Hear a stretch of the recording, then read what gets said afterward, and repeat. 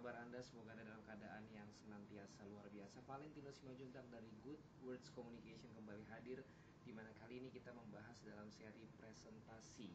Sadari atau tidak, kemampuan presentasi sangat-sangat kita perlukan, bukan hanya dalam bidang pekerjaan, tapi dalam keseharian kita.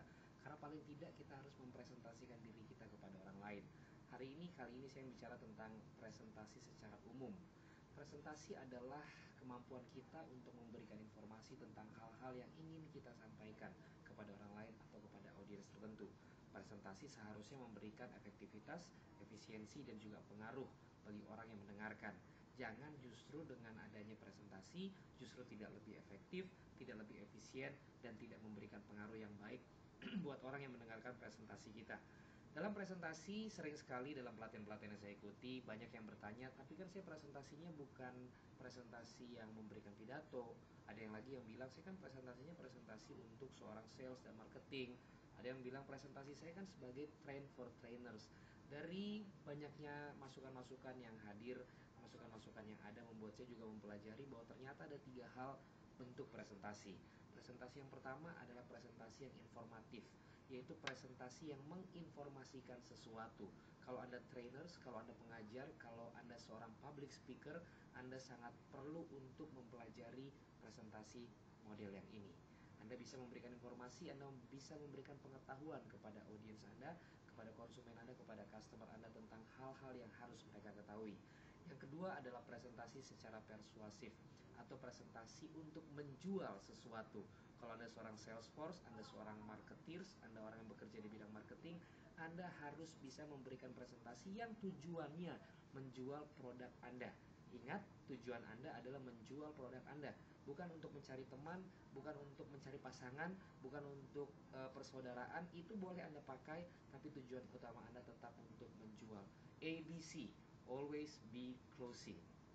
Yang ketiga adalah presentasi yang seremonial. Presentasi ini biasanya dipakai untuk merayakan sesuatu.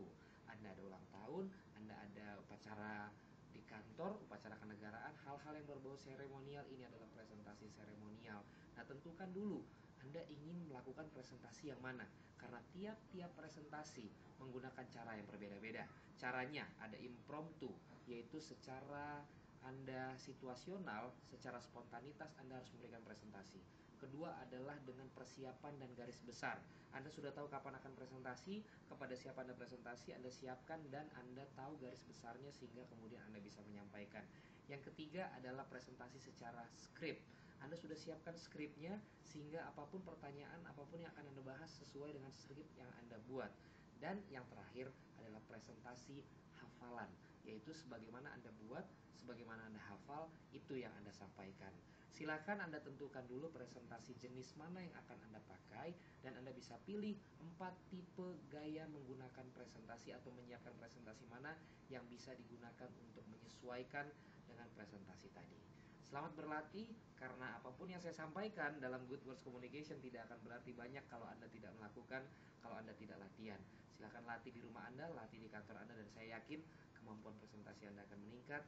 Kalau kemampuan presentasi Anda akan meningkat, prosentase penghasilan Anda juga akan meningkat. Valentino Simanjuntak dari Gedung Aksa Mandiri. Sekian dulu, kita ketemu lagi dalam perbincangan-perbincangan dalam tips-tips yang lain terkait dengan words, terkait dengan komunikasi. Terima kasih, sampai jumpa.